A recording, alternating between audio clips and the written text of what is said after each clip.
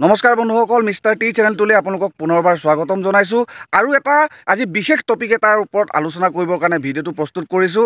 আশা কৰোঁ আপোনালোকে ভিডিঅ'টো শেষলৈকে চাব। বন্ধুসকল, জোনমণি ৰাভাৰ গাড়ীত খুন্দা মৰা কণ্টেইনাৰ ড্ৰাইভাৰ সুমিত পালক তদন্তৰ আওতালৈ অনা হৈছে।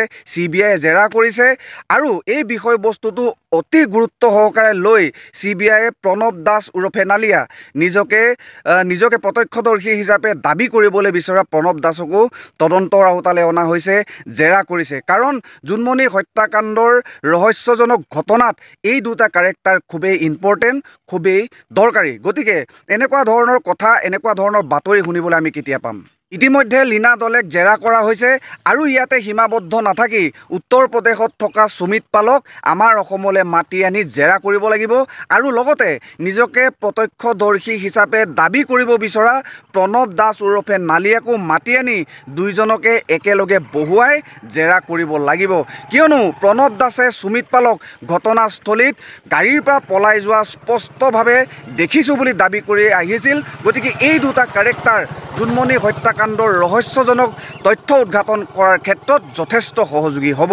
প্ৰণৱ দাসে যেতিয়া নিজকে প্ৰত্যক্ষদৰ্শী হিচাপে দাবী কৰিছিল তেতিয়া আমি ভাবি লৈছিলোঁ যে প্ৰণৱ দাসৰ মুখৰ পৰা নিশ্চয় কিবা এটা নহয় কিবা এটা তথ্য উদ্ঘাটন হ'ব, কিন্তু সেয়া নহ'ল। প্ৰণৱ দাসৰ ইতিহাস খুচৰি তাক বদনামী কৰি দিয়া হৈ গ'ল। প্ৰণৱ দাস এতিয়া সমগ্ৰ অসমৰ এজন বদনামী মানুহ।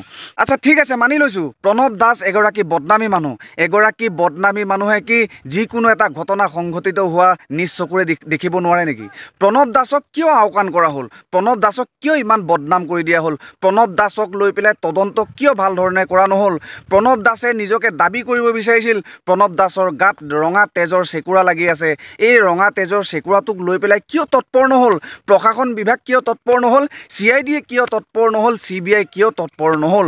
কাৰণ সেই তেজৰ চেকুৰাটো DNA টেষ্ট কিয় কৰা নহ'ল? সেই তেজৰ চেকুৰাৰ পৰা উদ্ঘাটন হ'লহেঁতেন যে প্ৰণৱ দাসৰ কথাটো সত্য নে অসত্য। আৰু এতিয়া বিভিন্ন ধৰণৰ ভিজুৱেল আমি CCTVৰ ফুটেজ আমাক দেখুওৱা হ'ল যে প্ৰণৱ দাস বোকাখাটতে আছিল। এটা কি বুলি কয়, ফাৰ্মাচীৰ এটা CCTV ফুটেজ দেখুওৱা হ'ল।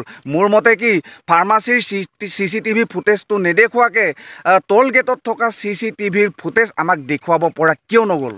গতিকে জোনমণি ৰাভাক হত্যা কৰা অপৰাধীকেইজনক উদ্ঘাটন কৰাৰ ক্ষেত্ৰত যথেষ্ট সহায়ক হ'ব সুমিত পাল আৰু প্ৰণৱ দাস। গতিকে এই দুটা কেৰেক্টাৰৰ ওপৰত যথেষ্ট গুৰুত্ব প্ৰদান কৰাটো দৰকাৰ।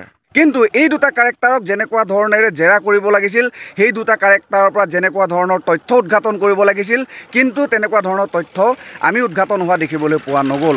কাৰণ প্ৰণৱ দাস ঘটনাৰ আৰম্ভণিৰ পৰাই নিজকে দাবী প্ৰকাশ কৰি আহিছিল, দাবী জনাব বিচাৰিছিল যে তেওঁ এগৰাকী প্ৰত্যক্ষদৰ্শী, স্পষ্টভাৱে স্পটত দেখিছে জোনমণিৰ গাড়ীত খুন্দা মৰা। কিন্তু সেই মানুহজনৰ ইতিহাস খুচৰি তাক বদনামী কৰি দিয়া হ'ল। কিয় কৰা হ'ল?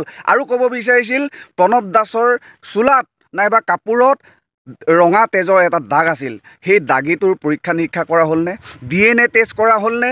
যদি এনেকুৱা ধৰণৰ কোনো ধৰণৰ তথ্য উদ্ঘাটন কৰাৰ ক্ষেত্ৰত যদি CBI যদি আগ নাবাঢ়ে, তেতিয়াহ'লে আমি কেনেকৈ ক'ব পাৰিম যে এই CBI তদন্ত যে প্ৰকৃত তদন্ত হৈ আছে? সুমিত পাল আৰু প্ৰণৱ দাস এই দুটা কেৰেক্টাৰৰ লগত আৰু এটা কেৰেক্টাৰ জড়িত আছে। এই কেৰেক্টাৰটোৰ নাম হ'ল অনিল ভূঞা। যিটো কল ৰেকৰ্ডিং, অনিল ভূঞাৰ যিটো কল ৰেকৰ্ডিং আমি শুনিবলৈ পাইছিলোঁ, আমি মানে সমগ্ৰ অসমবাসী ৰাইজেই শুনিছে। আৰু এই কল ৰেকৰ্ডিংটোৰ পৰা প্ৰতিজন মানুহেই দাবী কৰিব বিচাৰে, ক'ব বিচাৰে যে অনিল ভূঞাও নিশ্চয় এজন প্ৰত্যক্ষদৰ্শী হ'ব লাগিব। কাৰণ এজন প্ৰত্যক্ষদৰ্শী যদি নহয়, তেতিয়াহ'লে জোনমণি ৰাভাৰ A to Z কাহিনী অনিল ভূঞাই কেতিয়াও ক'ব নোৱাৰে। অনিল ভূঞা ডাঙৰীয়ালৈ মোৰ ফালৰ পৰা এটা বিশেষ অনুৰোধ, খুৰাদেউ এই পৃথিৱীত ভগৱান বোলা বস্তু এটা আপুনি অনুভৱ কৰেনে? এতিয়াও যথেষ্ট সময় আছে। আপুনি যদি জানে, অনুগ্ৰহ কৰি আপুনি অপৰাধীকেইজনৰ নাম কৈ দিয়ক। অন্ততঃ ভগৱানে এটা শাস্তি আপোনাক কমাই দিব। আপোনাৰ কল ৰেকৰ্ডিংটো আমি শুনিছিলোঁ আৰু শুনি পেলাই আমি গম পাইছিলোঁ আপুনিও যথেষ্ট সহযোগিতা আগবঢ়াইছিলে জোনমণি ৰাভাক হত্যা কৰা অপৰাধীকেইজনক ধৰোৱাৰ ক্ষেত্ৰত। কিন্তু এতিয়া আপুনি মুখখন ঢাকি দিলে। এইটো এটা মাত্ৰ আপোনাৰ মনৰ মনোভাৱহে বুলি কৈ দিলে। কিন্তু চাব, যদি আপুনি মিছা মাতিছে, তেতিয়াহ'লে ইয়াৰ প্ৰত্যুত্তৰ এইটো জনমতে ভগৱানৰ ওচৰত আপুনি দিব লাগিব।